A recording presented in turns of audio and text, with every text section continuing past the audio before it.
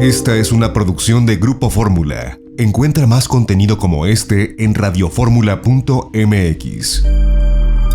Sí, Pepe, tienes razón. Yo creo que independientemente de que hay temas de gran relevancia, la designación de los nuevos consejeros en el INE, la situación de la inseguridad, etcétera, yo creo que el tema de los impactos brutales de la pandemia en nuestro país reaparece y con toda razón.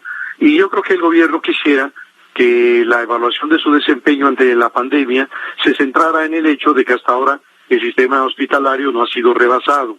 Pero me parece que es totalmente insuficiente ese criterio de evaluación. Yo creo que es importante incluir otras variables. Menciono algunas de ellas. Una, la pedagogía del poder. En las primeras semanas de la pandemia, como todos recordamos, el presidente llamaba a la gente a desestimar la amenaza, nos invitaba a salir a comer a los restaurantes, nos llamaba a abrazarnos, y esos mensajes generaron un retraso en la estrategia de contención epidemiológica, por no hablar de un presidente que pone el mal ejemplo, que se resiste al confinamiento y al uso de cubrebocas.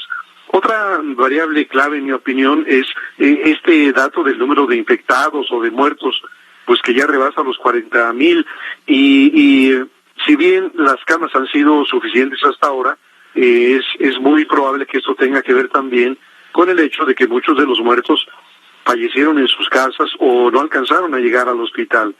Y frente a las denuncias del personal médico y de pacientes por la falta o por la insuficiencia de equipos y de medicinas, el gobierno responde negándolo. Pero yo creo que a esta negativa la contradice el número de médicos, de enfermeros y de personal de hospitales que ha fallecido por el COVID-19 y que es superior al de otras naciones. Y creo también que una evaluación respecto a la forma en que el gobierno ha conducido la pandemia tendría que incluir la presencia o la ausencia del Estado en capítulos de crucial importancia. Por ejemplo, los apoyos gubernamentales a las micro, pequeñas y medianas empresas. El gobierno dice y repite que está otorgando 1 millón de créditos y da una cifra cuantiosísima, pero que no oculta que esos créditos son de apenas 25,000 pesos. Y Pepe, vale la pena imaginar que en un negocio familiar, estoy pensando en una microempresa, una tortillería, una lavandería, una tortería, esos 25,000 pesos apenas le alcanzarían para la nómina de 2 personas con un salario de 6,000 pesos promedio por 2 meses y nada más. No tendría ningún apoyo para el pago de la renta, de las luz, de otros servicios, de impuestos, de tal forma que si esto ocurre en el nivel de la microempresa, pues ni hablar de que esos 25,000 pesos serían risibles para las pequeñas y las medianas empresas que están teniendo pérdidas verdaderamente devastadoras. Y creo que también está una narrativa gubernamental que niega la realidad y que nos repite una y otra vez que ya aplanamos la curva, una resistencia a la aplicación masiva de las vacunas y desde luego esa decisión de anunciar la reapertura de la economía en pleno pico de la pandemia. ¿Y por qué no, preguntaría yo, incluir otros indicadores para evaluar esta conducción gubernamental de la pandemia? Por ejemplo, los impactos socioeconómicos evitables. Es decir, estamos hablando de que alrededor de 10 millones de mexicanos que formaban parte de las clases medias hoy están engrosando las clases pobres porque su ingreso no les alcanza para adquirir la canasta alimentaria ni los bienes y los servicios básicos.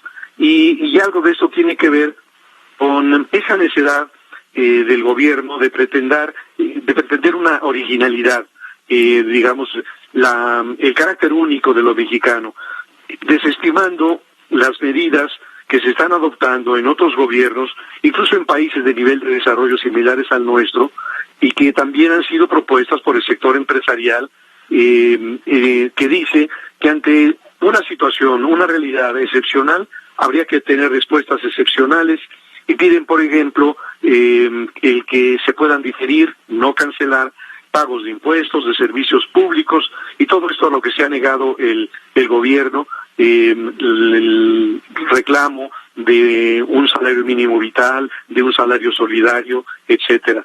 Estamos ante un gobierno, pues, que no es capaz de reconocer su propia responsabilidad, que opta por el autoengaño y dice que es mucho más fácil repartir las culpas. Entonces, ¿quiénes son los culpables de lo que está ocurriendo? La mala alimentación de los mexicanos, los hospitales que dejaron inconclusos las administraciones anteriores, las decisiones equivocadas de los gobernadores, y ahora la irresponsabilidad de los ciudadanos, porque ya nos dijo el doctor López-Gatell, esto no es un problema del presidente, es un problema de ustedes. Así que me parece que es un rasgo infantil esta idea de que los responsables siempre son los otros. Y bueno, a manera de balance, creo que lo que ha imperado en el manejo de esta pandemia ha sido la imprevisión y la improvisación, que ciertamente la crisis sanitaria no ha desbordado el sistema hospitalario, pero sí desbordó todos los cálculos gubernamentales sobre la profundidad de la crisis económica.